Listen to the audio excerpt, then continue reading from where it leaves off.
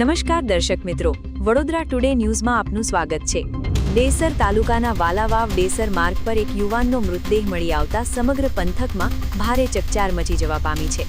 મૃતકની ઓળખ કેસરાના મુવાડા ગામના રહેવાસી ધર્મેન્દ્રભાઈ નરસિંહભાઈ પરમાર તરીકે થઈ હોવાનું જાણવા મળ્યું છે। મળતી માહિતી મુજબ ધર્મેન્દ્રભાઈ છેલ્લા 2 દિવસથી ગુમ હોવાનું ચર્ચાઈ રહ્યું હતું। દરમિયાન વાલાવાવ ડેસર માર્ગ પર રોડની બાજુમાં એક ખાડામાં શંકાસ્પદ હાલતમાં મૃતદેહ પડ્યો હોવાની જાણ થતાં સ્થાનિક લોકો ઘટના સ્થળે દોડી આવ્યા હતા। મૃતદેહ ધર્મેન્દ્રભાઈનો હોવાનું બહાર આવતા પરિવારજનો અને ગ્રામજનોમાં શોકની લાગણી ફેલાઈ ગઈ હતી। ઘટનાની જાણ થતાં ડેસર પોલીસ તાત્કાલિક સ્થળ પર પહોંચી હતી અને મૃતદેહનો કબજો મેળવી પોસ્ટમોર્ટમ માટે મોકલી આપ્યો હતો। પોલીસે સ્થળ પરથી જરૂરી પુરાવાઓ એકત્ર કરી તપાસનો ધમધમાટ શરૂ કર્યો છે।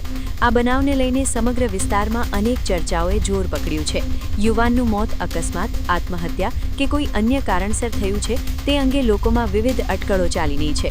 જો કે પોલીસ દ્વારા કોઈપણ પ્રકારના અનુમાનને બદલે તમામ પાસાઓને ધ્યાનમાં રાખી સઘન તપાસ હાથ ધરવામાં આવી હોવાનું જાણવા મળે છે। વાલાવાવ ડેસર માર્ગ પર મળેલા ધર્મેન્દ્રભાઈ નરસિંહભાઈ પરમારના રહસ્યમય મોતે સમગ્ર કેસરાના મુવાડા સહિત ડેસર પંથકને હચમચાવી દીધું છે।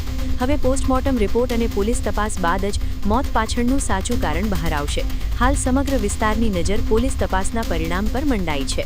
આવા જ તમામ લેટેસ્ટ અપડેટ માટે જોતા રહો વડોદરા ટુડે ન્યૂઝ।